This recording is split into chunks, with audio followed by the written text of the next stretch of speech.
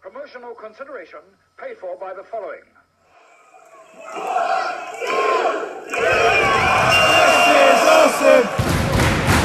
This is awesome! Hello and welcome once again to Cheap Shots Entertainment's Retro Reviews. We're going through the year 2000 and we're finally up to October. This is the October pay-per-view. Swear I haven't got COVID. No Mercy 2000 on the 26th of October in the year 2000. So we're at the Pepsi Arena, CM Punk's favourite arena in Albany, New York. Maybe not. Anyway, Jerry Lawler and Jim Ross on commentary as per usual, and I have to say I struggled to get through this one. I really did. Apart from the last two matches, it is a pretty damn poor pay-per-view. And now, the year 2000 either gave you one hell of a show or it was really bad. But key parts of storylines did happen on this pay-per-view throughout the year 2000. So, yeah, they're furthered here. No Undertaker on this show. Bit of a downer. However, we do see the return of Stone Cold Steve Austin in a match against his attacker from a year previous, Rikishi, the Bad Man. Anyway, we start with a Dudley Boys Tag Team Eliminations Table Match Invitational featuring 5 teams. 2 teams start and it's tables match, so tables elimination. One member of the team goes through the table and they get eliminated. I think it's one member of the team goes through. Yeah, I think it is. So whoever gets put through the table, they are eliminated. The next tag team comes out. Basically, it's a bit of a cluster. And not a great match, but it's got tables in it. Tables were a thing back in 2000. So I will give them props for coming up with something very original whilst giving us something very familiar. And something that people could cheer for because they could actually spell the word tables in Albany, New York. Now, it is Too Cool. Grandmaster Sexy and Scotty Too Hottie. I don't even know what I'm doing, but you know, Too Cool and all that kind of stuff. And Lowdown starting the match, which is Chaz and D'Lo Brown. And yeah, it would be Lowdown eliminated first, both going through the tables. Chaz falling backwards after trying a top rope superplex and D'Lo missing a splash onto the other table, and they are out. So Too Cool is out next, having Taz and Raven come to the ring. Too Cool goes out next to a double suplex on Scotty Too Hottie. The next tag team coming in here is the Dudley Boys, the match that, oh no, it is only 4 teams rather, not 5, hold on, 1, 2, 3, 4, yeah, it's 4 teams, okay, I thought it was 5 teams. Taz put through the table with a leg drop and the Dudley Boys move on. We then get to see right to centre, which is, in this case, it is the Good Father and Bull Buchanan representing the best stable of the year 2000, the right to censor, warning, wiggy, warning. I don't even know what I was doing there. Delirious. Been awake for 13, 14, 15 hours and yeah, running on fresh air at the moment. Anyway, the Dudleys put Bull Buchanan through a table, but the referee has been knocked down in a spectacular ref bump to end all spectacular ref bumps as the Good Father hits Bubba Ray with a chair and pulls Buchanan out from the table. Bubba Ray lands on top of Bull Buchanan, he gets pulled out, and it looks like Bubba Ray has gone through the table. The referee rings the bell, but in classic year 2000, hold on, I can bring sound effects to this. The referee rings the bell, but in classic year 2000 action and predictability, another referee comes down and says, no, that did not happen. and the match is restarted. Ultimately, the Dudley Boys do win, and yeah, the Good Father and Boogie Cannon are put through the table, and the Dudley Boys win 3D, and that happens very, very quickly. I'm going to give this 2 cheap shots and a victim of its own popularity to this match. It had tables in it. There's 4 tag teams. It was reasonably entertaining, and it was an okay start to a very bad pay-per-view. Let's move on, because we get now a close-up on Rikishi, and not a close-up on his ass, because he's got that covered up for once. Close-up on Rikishi. He is waiting for Stone Cold Steve Austin to arrive at the arena with his sledgehammer, as if that wouldn't give it away to the eventual thing that did happen at Survivor Series, which we'll get to. We get a 6-person intergender tag team match next, because tag teams, it is a thing. It's exactly what AEW are doing now. Lots and lots of tag teams, and we need to get them all on the show, and it's just not very entertaining. Anyway, Lita, the women's champion, is in a tag match with the APA versus Trish and TNA, which is Test and Albert. APA are taken out, and Trish gets an assault in on Lita, but the Hardy Boys make the save, and then the match is completely thrown out.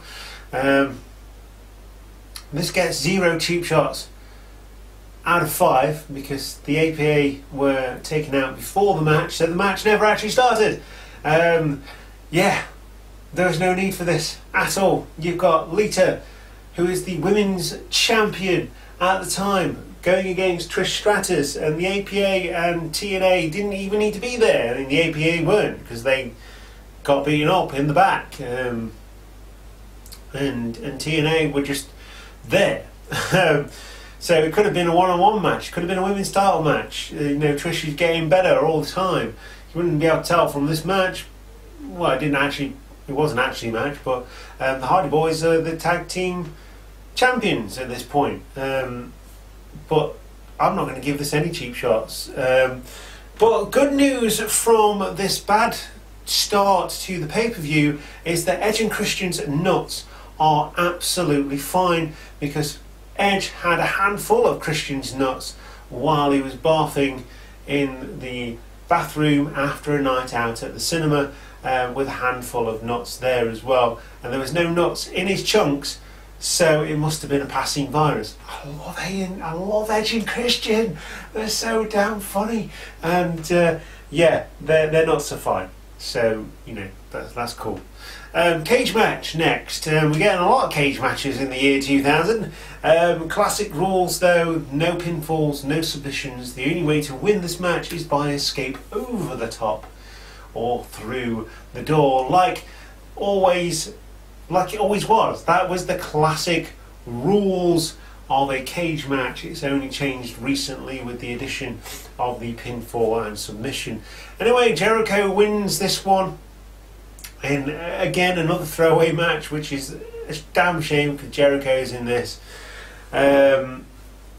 Jericho wins, hitting the floor first as X-Pac crotches himself on the cage door. Now that gotta hurt. And it's, as Degeneration X would say, that is going to leave a mark. Yeah, straddling the cage door, 2 cheap shots out of 5, rather. Yeah, it was a cage match. It was okay, a bit like the tables match to start with, because it had that extra element. I've added an extra cheap shot on there, but apart from that, again, it's another throwaway match, which is a damn shame, because the 2 people in that match were absolutely awesome at the time, although I'm not sure what they were doing with Jericho or X-Pac at this point. Right to Centre is next, versus Billy Gunn and Chyna. Says Steve Richards and Val Venus versus Billy Gunn and Chyna. And we get this one. Yeah, again, not a great match. I'm just going to give you the verdict on this one. 1 cheap shot out of 5. Not good. Not good at all. In fact, it was damn right rubbish. So we're going to move on to the no holds barred match, which again got chucked out because Stone Cold beat up Rikishi so bad and wanted to run him over that this cop car came in from out of nowhere, just in time for Stone Cold to run into the side of it, Stone Cold to get arrested, and the match to be thrown out. Now, it was quite entertaining up to that point, but yeah, Rikishi got his ass handed to him, and that's one hell of an ass to get handed to you. The match ends when Stone Cold gets arrested, and this is the second no contest of the night. I'm going to give this again, I'm going to give this 2 cheap shots because Stone Cold. I remember watching this when it was happening. Bearing in mind I was 16, 17, and really into my wrestling at the time, being able to watch Raw and SmackDown and pay-per-views as well. I remember a lot of these being on Channel 4 as well, which was phenomenal. Yeah, I was well into this at the time, and a bit like my recent review of Final Destination for my 31 Days of Horror for Cheap Shot Entertainment exclusively on Blogspot. And yeah, feel a bit like the same here. Like when I watched that in 2000, I thought it was great. When I watched this in the year 2000, I thought it was awesome. It was the best thing since sliced bread. It's Stone Cold beating someone up so badly, and then he gets in his car and tries to run them over because, the year 2000, WWE attitude. And yeah, it just 2 cheap shots out of 5. That's all you need to know. It was fun. It was fun, but yeah, the second match to get thrown out, not for me, man. Not for me. William Regal next is showing all of his pompous Englishness when he says, "I'm going to wrestle against a guy that is known in some circles as Naked Midian." Yeah, again, not a good match.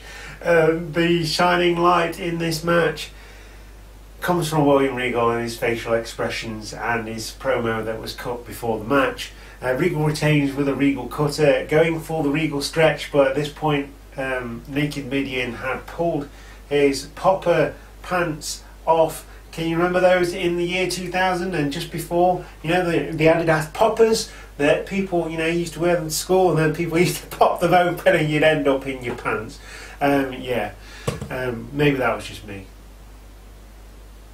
It's bringing back memories now. Anyway, yeah, goes for the Regal stretch. He decides not to. Again, facial expressions, no better than William Regal for this one. Goes for the Regal cutter instead. Naked Midian is practically naked, apart from a string. And I'm pretty much sure it was just a string and a fanny pack, as they call it in America. We call it bum bags. But there you go, like this. Look, this is my bag of wrestling gimmicks. That was literally over Midian's crotch as he was flying off the top rope. But he gets crotched because William Regal, and that's going to be my reasoning for the 1.5 cheap shots out of 5. William Regal. It's the only reason to ever watch a match like this, and the only reason that the European Championship was ever any good, because William Regal was very regal at the time, and he liked his cup of tea, and didn't much like the Americans of the United States. Tag team titles is next, and it's the Lost Conquistadors. We were totally not Edge and Christian versus the Hardy Boys, and let me tell you something, the Lost Conquistadors, they've been learning a lot of moves from Edge and Christian, and they're very Americanized, considering they're American Mexican wrestlers now. Si Senor and Dos, Uno and Dos pick up the tag team championships in what was a shocker, and that's a shocker because the match was a shocker, considering it was Los Conquistadors and the Hardy Boys, who had picked up the titles the month before, and the Conquistadors win with a loss on Prettier, and run away with the title. Well, they don't quite run away because they do the power walk down the entrance ramp, and run away with the titles. They win. The Lost Conquistadors are your new tag team champions. The Conquistadors still won and power walk out of No Mercy with the championships. 2 cheap shots out of 5 with this one, and not much more because it wasn't good. Wasn't good at all. Standard bearer of this. You know, the tag team division has been absolutely white hot, hence why we've got like 3 tag team matches on a card, including 4 tag teams in a match at the beginning of the night with a gimmick that was made just the hottest thing in the year 2000, which was tables.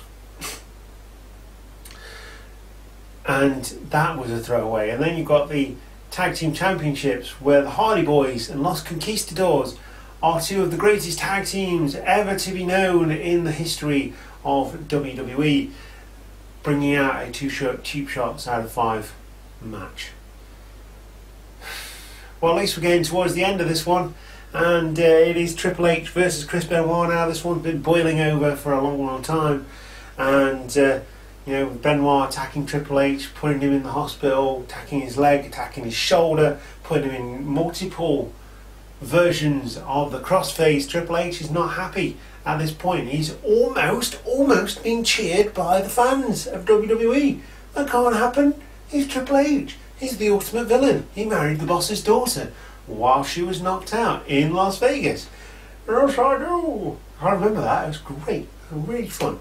Anyway, Triple H would get a modicum of revenge. The Stephanie McMahon would come down to ringside against the will of her husband Triple H, but would help him out with this one because Chris Benoit got distracted by Stephanie McMahon, and Triple H hit the pedigree right in the centre of the ring, puts Benoit away. Where does Benoit go from here? Only time will tell, but Triple H picks up the victory and regains a modicum of revenge for the beatdown of himself and his wife over the last several months. I'm going to give this one 3 cheap shots out of 5. Yeah, it was decent. Clearly the best match on the card so far besides the WWF Championship. And that's where we're going next. It's a no DQ match between The Rock and Kurt Angle and his advisor Stephanie McMahon. So she's down at ringside with Kurt Angle, who Kurt Angle had a match with her husband last month, and I think even Stephanie kicked him in the nads. If you don't know what nads are, I mean below the belt, the family jewels, whatever you want to call them. And she's now Kurt Angle's advisor. Kurt Angle's one of the best things in wrestling at this point in time, and rightly so. He would pick up the title in this one. The Rock pretty much falling out of favour at this point, with the crowd cheering for Angle and booing The Rock almost. He's falling out of favour pretty quickly by the year 2000, because he's been in the main event picture there or thereabouts for the whole of the year, certainly since WrestleMania, and the title's been flip-flopping between him and Triple H all the way through. And The Rock has very much been a lucky boy over the last several months in the year 2000 as we speak, because he's lost the title twice to Benoit. He's had that rescinded and the match continued and picked up the victory. He won clean against Triple H, the Big Show and all that kind of stuff, but now he's going against your Olympic hero and mine, Kurt Angle. So Stephanie is out and is subject to a rock bottom for getting involved heavily in this match. Triple H gives Angle the boot to the outside, doesn't hit a pedigree on him or anything like that, so Kurt Angle is very much awake and conscious, although out on the floor, and gives The Rock a pedigree for his involvement in the beatdown of his wife, as in the rock bottom. Rikishi comes down to the ring, apparently to help his cousin and fellow Samoan, The Rock, misses with his patented corner charge splash with the ass and hits The Rock. The Rock comes back. He then tries to hit Kurt Angle with the super kick, one of the best super kicks I've ever heard in professional wrestling, coming from a 400-pound man with an ass the size of Mount Olympus. That is impressive. He misses Angle again and kicks The Rock square in the jaw, and he then gives Angle the victory. Angle gives Rikishi the Angle Slam. He goes out of the ring. He's missed. He's all the way down, and Angle gets the victory over The Rock, pinning him 1, 2, 3 to become the new WWF champion in one of the best rookie years that we've ever seen in a professional wrestling ring. He has won the Intercontinental Championship. He has won the King of the Ring. He has won the European Championship, and now to top that off, he has won the WWF Championship, the most coveted prize in the game, and one of the most beautiful titles that I've ever seen since the Winged Eagle belt, title belt that was around in the 90s, and that is not a replica, it's very much a toy, but still very, very cool. Anyway, think of Las Vegas. This match was very good, and one hell of a match it was too, and builds onto the storylines that we're going to see at Survivor Series and eventually at Rebellion and at Armageddon, where we get to see the famous 6-man Hell in a Cell match, which I'm really looking forward to because I really remember that match being something special. Lots of stuff going off in that match, mine, so probably not going to be as good as I remember it, but still good. Tears for Kurt Angle as he celebrates as if he's won the Olympic gold medal for America and the United States and all of his people in Pennsylvania. And he celebrates the win as just Kurt Angle, only Kurt Angle can do. I'm going to give this one 4 cheap shots out of 5. With the involvement of Rikishi, furthering storyline, involvement of Triple H as well.